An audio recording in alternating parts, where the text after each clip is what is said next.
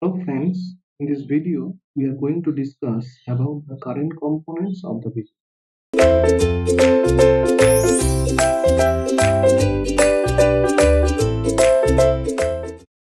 So far we have seen that the BJT are of two types, that is the NPN BJT and another one is PNP BJT.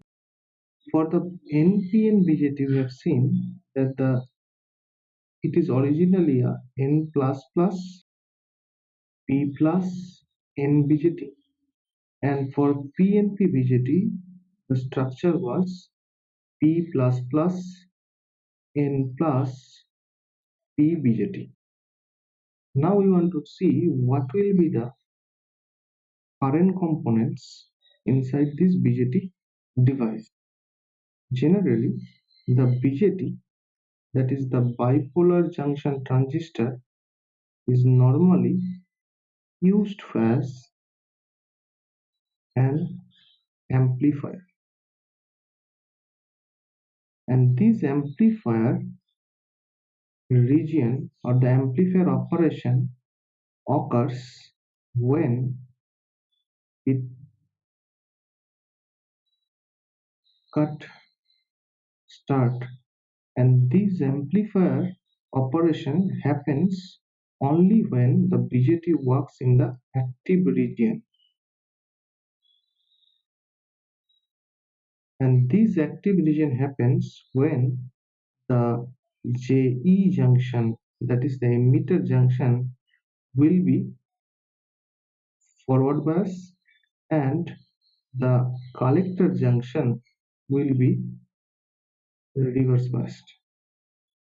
So we can say that if we make the emitter junction forward bias and the collector junction reverse bias, then we can operate the BJT to be in the active region. Then only we can operate BJT as an amplifier. So at this condition, let us see what will be the current components inside a BJT, and we will consider this PNP BJT. So let us take a PNP bipolar junction transistor. So this is an PNP bipolar junction transistor where the P region, that is the emitter region, is highly doped, and this is the base region which is N plus, and this will be the collector region, that is the P region. So from this we can see there is a JE junction, and JE junction is PN junction, and similarly we can see there is a JC junction, and in this JC junction it is a NP junction.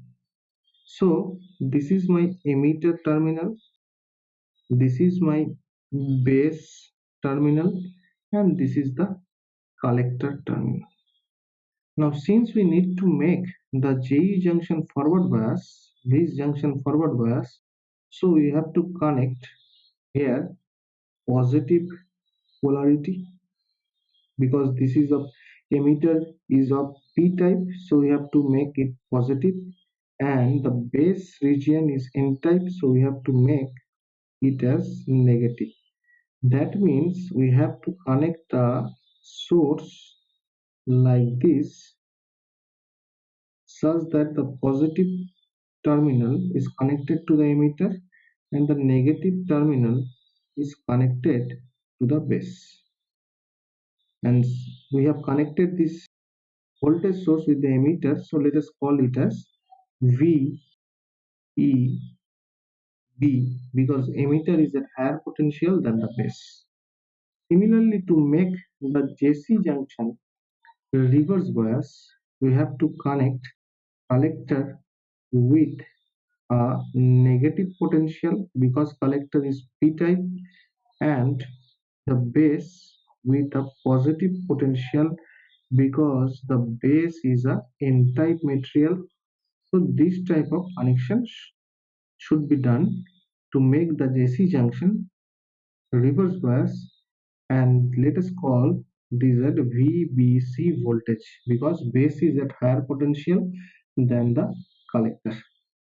Now let us see what will be the current component inside this. So since the emitter region is a P plus region, so there will be lots of holes inside the emitter region.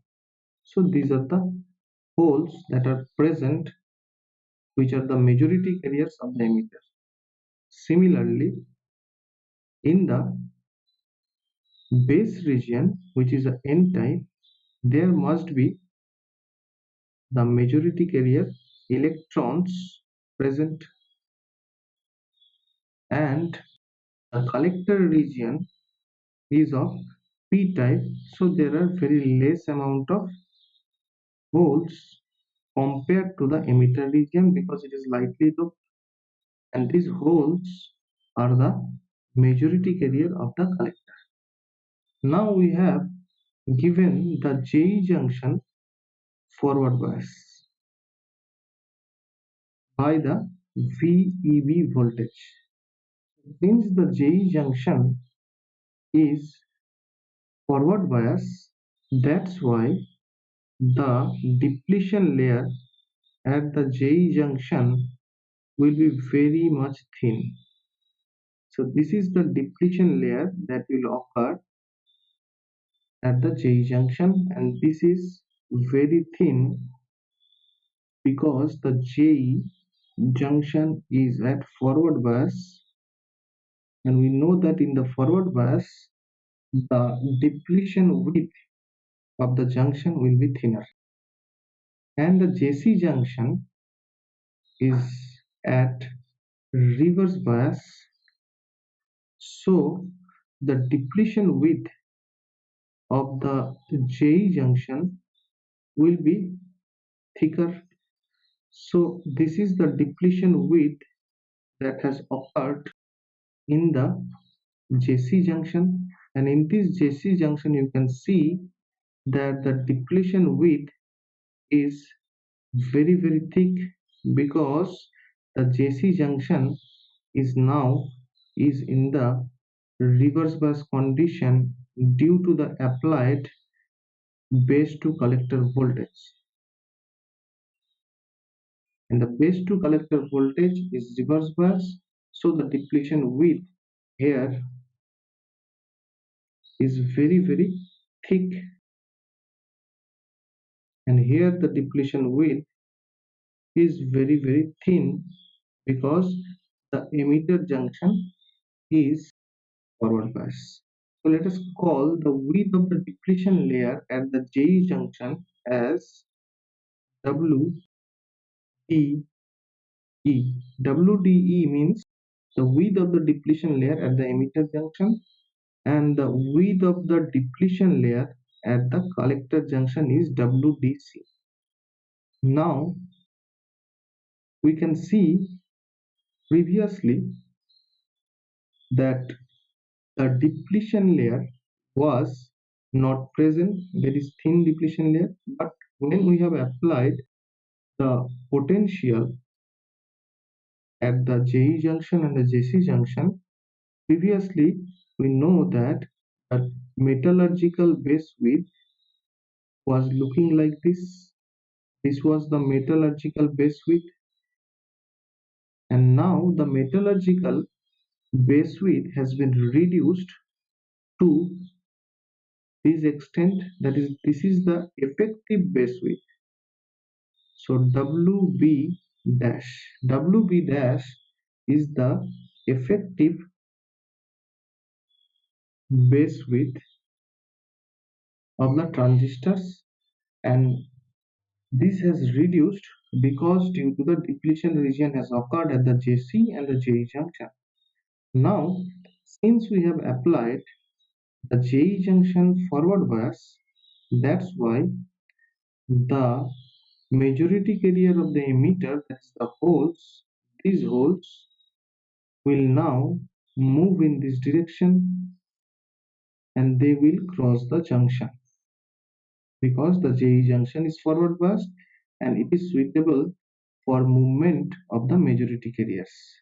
Similarly, some amount of electrons from the base, that these electrons will cross the junction and come into the emitter region.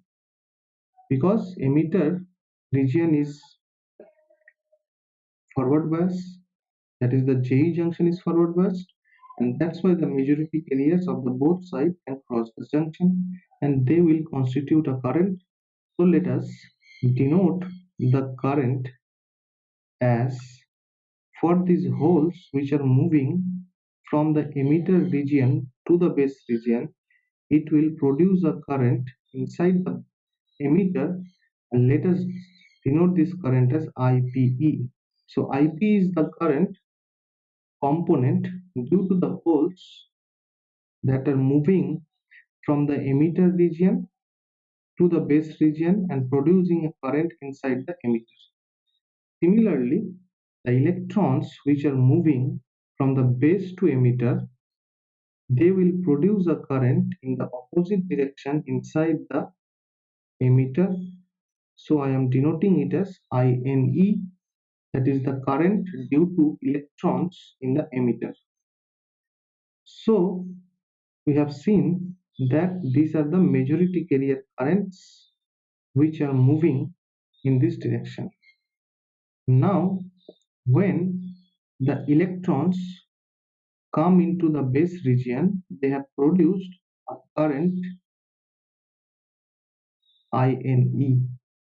So, when the holes which are injected from the emitter region into the base region, so some amount of holes will get recombined with the electrons that are present inside the base, and the rest of the holes will flow through the JC junction and come into the collector region.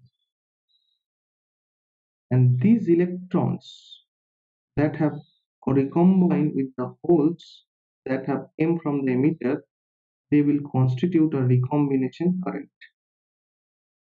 Now, when the holes come into the base region from the emitter region, they become the minority carrier.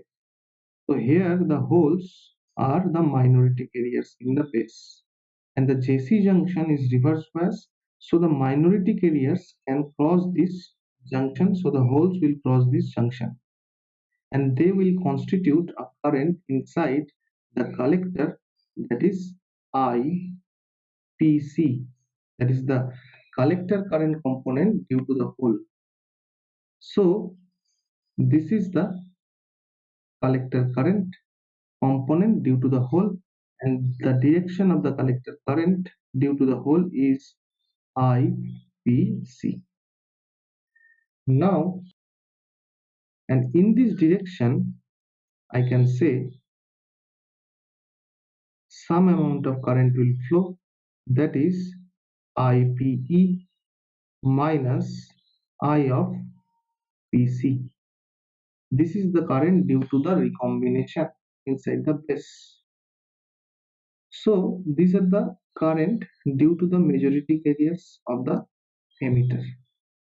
Now there will also be some amount of current due to the minority carriers. Likewise, if there are some in the collector region, it is a p-type. Since it is a p-type and it is lightly doped, so there are some amount of minority carriers. So in the p-type, the electrons are the minority carrier, and at the collector terminal we have given a negative potential. That's why these electrons will flow and cross this JC junction. Because the JC is reverse bias, so this minority carrier can cross the junction and they will flow into the base. That's why we will get a current of I N C O, that is the minority carrier current due to the electron in the opposite direction of this electron flow inside the collector.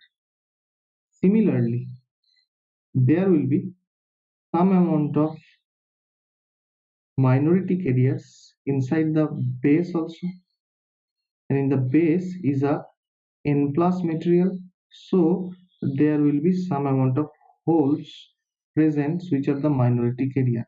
So this minority carrier can cross the JC junction and they will come into the collector region. So we will get a current of IPCO due to this, and these two current will constitute a total current of ICO, and this ICO can be written as INCO plus IPCO. So if I now write the terminal currents, so we can see the terminal currents can be written in this form, that is, this is the IE current which is going inwards the emitter terminal, and it will be ITE plus INE. Similarly, at the collector terminal, we are getting a current which is coming outside or coming outward of the transistor, and it is equals to IPC plus ICO. And in the similarly, in the base region, we will get, or the base terminal, we will get the current which is flowing in the outward direction, and this base current can be written as IB equals to IPE minus IPC,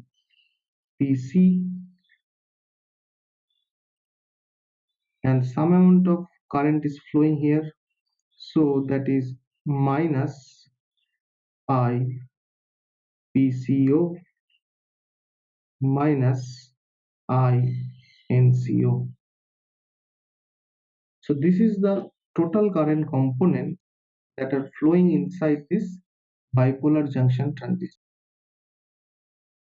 Similarly, if we take a N type, that is the NPN transistor, then we can also find the current components similarly. So this is all about the current components inside the bipolar junction transistor. Thank you.